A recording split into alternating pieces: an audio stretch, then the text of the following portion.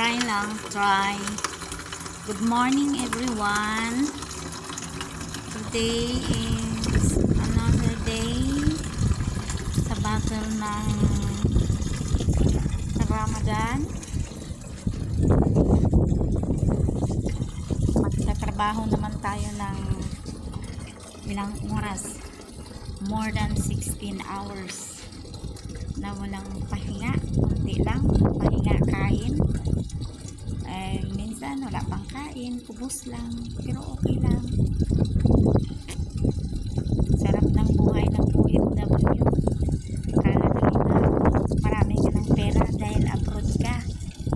Hindi nila alam yung paghihirap. Buti pa nga sila dyan sa Pinas makakakain sila ng 3 beses with merienda pa. Dito once a day lang, minsan wala pa. Pero okay pa din, survivor. God bless us all mga guys. Hanggang dito na lang. Bye bye.